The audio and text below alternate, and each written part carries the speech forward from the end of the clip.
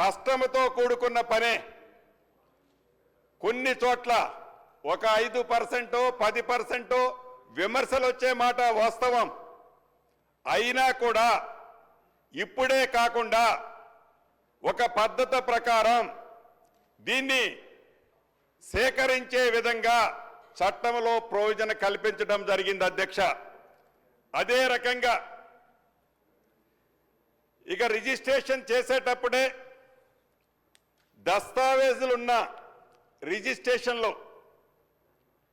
చేసేటప్పుడే ఆ భూమిని ఎవరైతే కొనుక్కుంటారో వారికి అదే నిమిషంలో మ్యుటేషన్ కలిగే అవకాశాన్ని గత ప్రభుత్వం కల్పించింది అధ్యక్ష.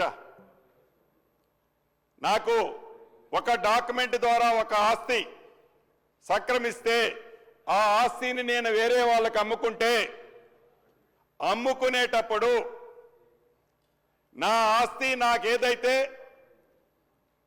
టైటిల్లో నా పేరుందో ఇమ్మీడియట్లీగా ఆ ఆస్తిని కొనుక్కునే వాళ్ళకు కూడా మ్యుటేషన్ చేసే అంశాన్ని అన్నిటికీ అదే పెట్టారు. మేము ఈ చట్టంలో దీన్ని 3 రకాలుగా విభజించడం జరిగింది అధ్యక్ష. మొదటి అంశానికి సంబంధించి ఏదైతే క్లియర్ టైటిల్తో భూములు అమ్ముకునేటప్పుడు కొనుక్కునే వారికి డాక్యుమెంట్తో పాటు మ్యుటేషన్ కూడా చేసే హక్కు 2020 చట్టంలో ఆనాటి మాజీ ముఖ్యమంత్రి గారు పెట్టడం జరిగింది. దాన్ని యాజ్ ఇట్ ఈజ్గా ఏ బేషిజాలకి పోకుండా అది మంచిది కాబట్టి దాన్ని యాజ్ ఇట్ ఈజ్గా ఉంచటం జరిగింది. అనేక గ్రామాలలో పట్టణాలలో ఈ విషయంలో అనేక ఇబ్బందులు ఎదురవుతున్నాయి అధ్యక్ష.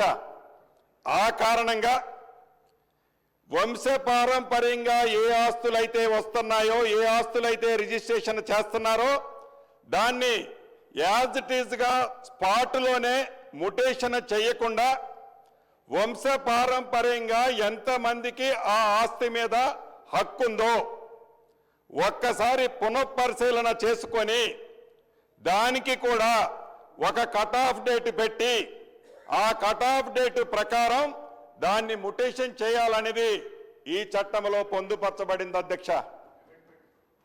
అయితే అక్కడ నుంచి ఏదైతే వారికి ఏదైనా సమస్య ఉంటే వారికి ఏదైనా ఇబ్బంది ఉంటే ఆ సంబంధించిన డాక్యుమెంట్ కూడా నెక్స్ట్ అప్పీల్ అథారిటీ అది ఆర్డీఓ గారు కలెక్టర్ గారు కూడా నెక్స్ట్ అప్పీల్ అథారిటీ ఏర్పాటు చేయడం జరిగింది అధ్యక్ష. ఇక 3వ భాగం ఈ రిజిస్ట్రేషన్లో 3వ భాగమైంది ప్రధానమైంది అధ్యక్ష. వారసత్వం అదే రకంగా క్లియర్ టైటిల్తో కాకుండా కోర్టుల ద్వారా ఓఆర్సీ ద్వారా 38E ద్వారా ఇలా ఒక 14 రకమైన అంశాలు ఉన్నాయి అధ్యక్ష. ఈ 14 రకాలైన అంశాలు ఏవైతే ఉన్నాయో ఈ 14 రకమైన అంశాలకు సంబంధించిన రిజిస్ట్రేషన్లు ఉన్నాయో ఏదైతే ఈ రిజిస్ట్రేషను ఎంఆర్ఓ గారు చేస్తే ఈ చేసిన ఎంఆర్ఓ గారిది మ్యుటేషన్ చేసే రైటు ఆర్డీఓ గారికి పెట్టడం జరిగింది అధ్యక్ష.